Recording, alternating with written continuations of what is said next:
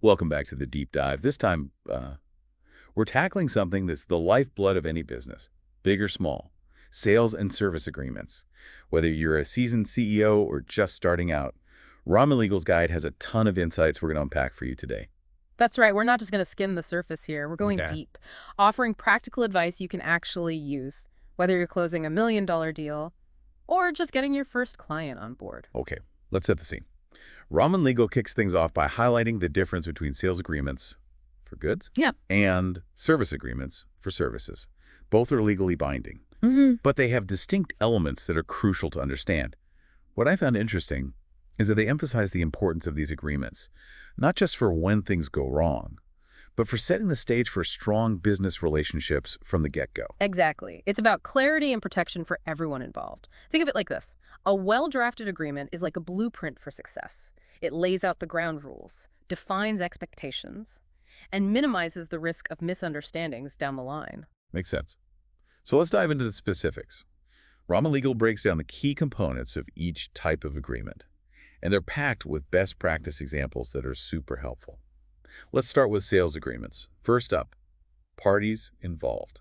This seems pretty straightforward, but they stress the importance of dotting your I's and crossing your T's. You'd be surprised how often this gets overlooked. We're talking full legal names, Yeah. business addresses, even contact information for both the seller and buyer. It seems basic. But imagine a dispute arises, and you can't even clearly identify who you're dealing with. That's a recipe for disaster. So it's all about avoiding ambiguity right from the start. Now onto the description of goods. This is where we paint a crystal clear picture of what's being sold. Right. Picturing like super detailed online product listing. But in legal terms, That's a good analogy. You want to be as specific as possible here. Model numbers, quantities, technical specs, even quality standards and certifications if they're relevant. The more detail you provide, the less room there is for interpretation later on. For complex products, think about attaching exhibits or appendices. Those can be lifesavers. now let's get to the part everyone loves talking about, price and payment terms. I have a feeling this is where things can get tricky if not handled properly. You're absolutely right. Ramen Legal really hammers home the need for laser-like precision here. Not just the total price and currency, but the nitty-gritty of payment schedules. Will there be a deposit? Milestones? When are invoices sent? And what are the accepted payment methods? All of this needs to be spelled out clearly. What I found particularly insightful is that their advice on handling late payments. Mm. It's not just about saying don't be late. They suggest building in clear consequences, like interest charges or penalties. That's a smart move. It incentivizes timely payments and protects your cash flow, which is especially crucial for startups and smaller businesses where every dollar counts. Now let's talk about the logistics of getting those goods from point A to point B. Delivery and risk of loss. I have to admit, this is an area I've always found a bit confusing. It can be tricky, especially when dealing with international shipments. That's why Ramen Legal's emphasis on Incoterms is so valuable. These are standardized trade terms that define responsibilities for delivery and risk during transport. Think of them as a universal language for international shipping. They can prevent a lot of headaches down the line. So for example, if I'm a business owner shipping goods overseas, understanding Incoterms like FOB or CIF can help me avoid a potential nightmare scenario where a shipment is lost or damaged, Yeah, and nobody's quite sure who's responsible. exactly. Incoterms clarify who bears the responsibility at each stage of the shipping process, from loading to unloading, customs clearance, and even insurance. Using them is like having a detailed roadmap for international shipping. Okay. Incoterms are officially on my to-learn list. Now let's move on to warranties and representations. This is where the seller provides assurances about the quality and condition of the goods, Right. like those satisfaction guaranteed tags we see everywhere. That's the general idea, but it gets a lot more nuanced in legal terms. Express warranties, for What's that? example, are specific promises made about the goods. Maybe they're fit for a particular purpose or meet certain performance standards. The agreement should clearly state these warranties, their duration, and how to make a claim if something goes wrong. This is where it gets interesting for our listeners, especially in the tech world. Imagine you're a startup, and you're buying a server that's supposed to be top of the line. If it fails and causes your entire platform to crash, the cost of replacing the server is one thing. But the lost revenue from downtime could be crippling. That's where consequential damages come in. Exactly. And it's something a lot of people overlook. Consequential damages are those that flow from the breach of contract. but aren't directly related to the goods themselves. In your server example, the lost revenue from downtime would be a consequential damage. The agreement needs to address these potential liabilities. So both buyers and sellers need to be aware of these potential ripple effects now. Speaking of protecting your interests, ramen.legal also highlights the importance of limitation of liability clauses in sales agreements. These are basically about putting a cap on how much one party might owe the other if things go south. Right. No business wants to be on the hook for unlimited damages. These clauses can limit the types of damages covered or set a maximum amount payable. Imagine a faulty component in a product leads to a recall. A limitation of liability clause might protect the supplier from being held liable for the entire cost of the recall, especially if they weren't solely responsible for the defect. So it's a way to manage risk, especially when dealing with complex supply chains and potential unforeseen issues. Now let's talk about the final component ramen.legal highlights for sales agreements. Dispute resolution. Nobody wants to think about ending up in court, but it's wise to have a plan in place if disagreements arise. Absolutely. It's like having a fire escape route. You hope you never have to use it, but it's there if you need it. The dispute resolution section outlines the process for handling conflicts. This might involve negotiation, mediation, or even arbitration before resorting to litigation. What I find intriguing is that they recommend specifying these procedures in detail, including timelines and how mediators or arbitrators will be chosen. It's like setting the ground rules for disagreements before they even happen. Exactly. Having a clear process in place can make resolving disputes faster, less adversarial, and potentially less costly. It can also help preserve the business relationship, even if there are disagreements along the way. That wraps up the key points on sales agreements. Now let's shift gears and explore the world of service agreements. They share some similarities with sales agreements, but the focus here is on the intricacies of the services being provided rather than physical goods. Exactly. And this is where things can get even more nuanced, especially for businesses in the tech space, consulting, or any industry where the value lies in expertise and execution rather than a tangible product. Okay, so where do we start with service agreements? What are the essential elements that ramen.legal highlights? The foundation of any service agreement is the scope of services. This is where you meticulously define what the service provider is going to do. It's not enough to say website design or marketing campaign. You need to get granular, outlining specific tasks, deliverables, timelines, and even methodologies if necessary. So for a software development project, the scope of services might detail things like the programming languages used, the specific features to be developed, the testing protocols, and even the delivery schedule for different phases of the project. Precisely. Think of it as a detailed project roadmap that leaves no room for ambiguity. The clearer the scope of services, the less likely you are to encounter disputes down the road. And for our listeners who are running service-based businesses, a well-defined scope can also protect you from scope creep and ensure you're getting compensated for all the work you're doing. That makes perfect sense. But defining the scope is just the beginning, right?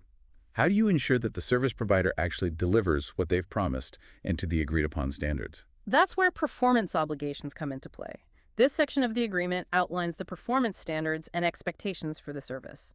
This might involve specifying key performance indicators, KPIs, Toffertezels, acceptance criteria, and reporting requirements. Okay, so for a marketing agency, the performance obligations might include metrics like website traffic, lead generation, conversion rates, or even social media engagement. Exactly. You're setting measurable targets for the service provider to hit. So you're not just relying on subjective opinions about whether they're doing a good job. This also provides a clear basis for evaluating performance and addressing any shortcomings. And for businesses on the receiving end of these services, it provides a way to hold the provider accountable and ensure you're getting what you're paying for. Now, speaking of payment, let's talk about fees and payment terms in service agreements. I imagine this is just as crucial as in sales agreements. Absolutely. Just like with goods, clarity is paramount when it comes to money. The agreement should specify the fee structure, whether it's a fixed fee for the entire project, an hourly rate, a retainer, or a combination thereof. It should also detail invoicing procedures, payment schedules, and what happens if payments are delayed. This is something ramen.legal really emphasizes, being proactive about potential payment issues. They suggest including provisions for late payment penalties or interest charges. It's not about being punitive, but about protecting your financial interests and ensuring a smooth cash flow. Exactly. And for businesses providing services, this is especially important. Time is literally money, and you need to protect your revenue stream. Now, let's move on to the term and termination clause, which defines the duration of the agreement and how it can be terminated. So for a long-term service contract, Yeah. this might specify a start and end date, renewal options, Ah, and the conditions under which either party can terminate the agreement. precisely. It's about setting clear boundaries for the relationship. And when it comes to termination, the agreement should detail the notice periods required and whether termination can occur for specific reasons, like a breach of contract or failure to meet performance standards. So it's not just about how long the agreement lasts, Okay. but also about defining the exit strategy. Makes sense. Oh, yeah. Let's dive into one of the most sensitive areas of service agreements, confidentiality and non-disclosure. In a world where data is king, protecting confidential information is paramount right. Absolutely. This is especially crucial in industries like tech, finance, and healthcare, where sensitive data is constantly being exchanged. The agreement should explicitly define what constitutes confidential information and obligate both parties to keep it secret, both during the agreement and after it ends. So if I'm a startup sharing my proprietary algorithms with a software development firm, a strong confidentiality clause would protect that intellectual property from being disclosed to competitors or used for any unauthorized purposes. Exactly. It's about safeguarding your competitive edge.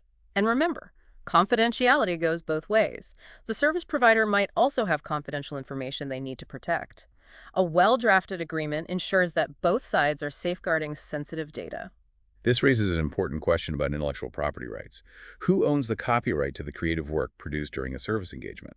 For example, if I commission a graphic designer to create a logo for my company, who owns the rights to that design? That's a crucial point, and it needs to be spelled out clearly in the agreement.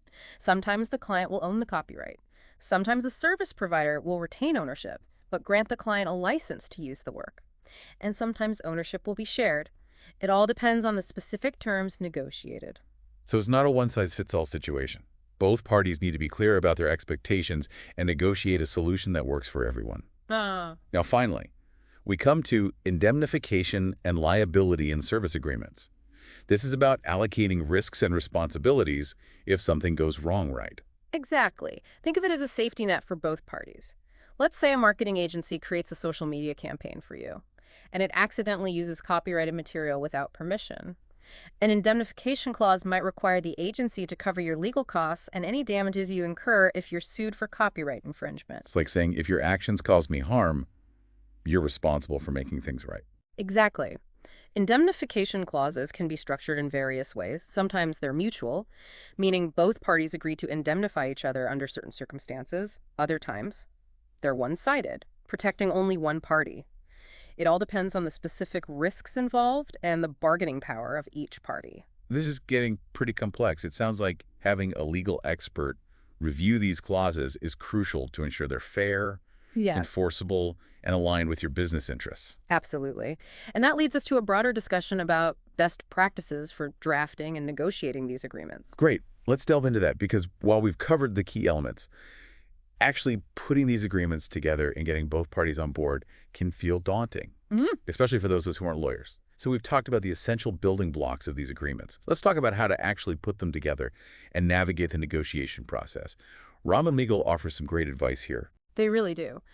One of the things that stood out to me is their emphasis on clarity and precision in drafting these agreements. It seems obvious, but you'd be surprised how often contracts end up in court because of vague language or ambiguous terms. So it's not enough to just have all the right clauses in place.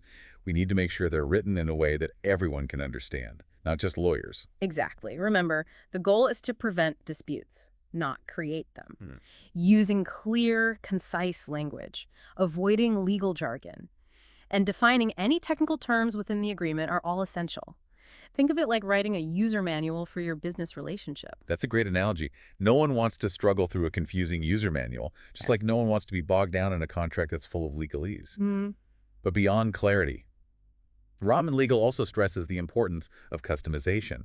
They cautioned against relying solely on generic templates you find online. Right, because those templates might cover the basics, but Yeah. they're not tailored to your specific business industry or the unique circumstances of the deal. It's like trying to fit a square peg in a round hole. So it's not just about what you say in the agreement.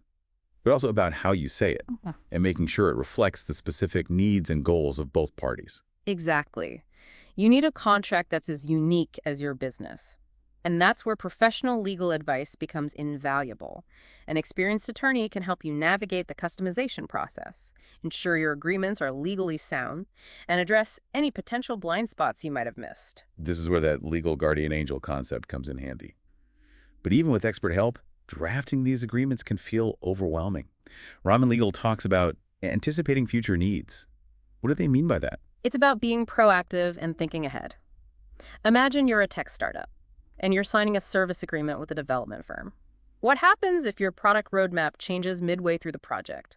Or if one of the key personnel on the development team leaves the firm? So it's about building flexibility into the agreement from the start, so it can adapt to unforeseen circumstances without requiring a complete overhaul. Exactly. You want a contract that can evolve along with your business. And that might involve including provisions for things like change orders, dispute resolution mechanisms, or even early termination clauses. This is all great advice. Now let's talk about a topic that can be a bit intimidating, especially for non-lawyers: negotiation. Ramen Legal provides some great tips on how to approach this process effectively. What stood out to you? One of the most valuable insights is the importance of preparation and research. Going into a negotiation blind is like walking into a forest without a map.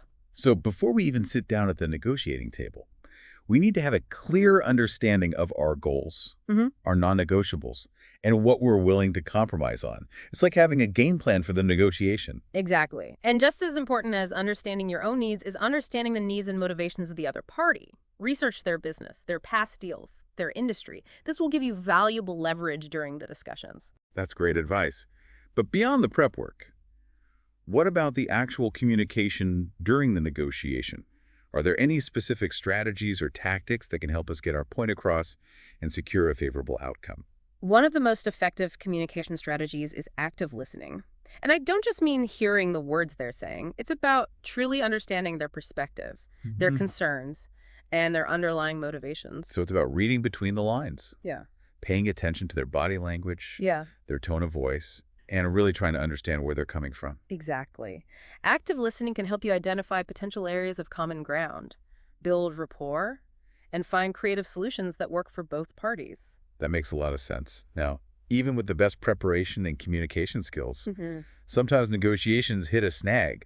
What happens when we reach an impasse Oh. and neither party seems willing to budge? Well, first, don't panic. Impasses are a normal part of the process. Sometimes it just takes a bit of creativity and a willingness to step back from entrenched positions to find a solution. So instead of digging our heels in and refusing to budge, it might be helpful to reframe the discussion, focus on shared goals, or explore alternative solutions that we hadn't considered before. Precisely. And sometimes, Hmm. all it takes is a little empathy. Even if you disagree with the other party's position, try to acknowledge their emotions and validate their concerns.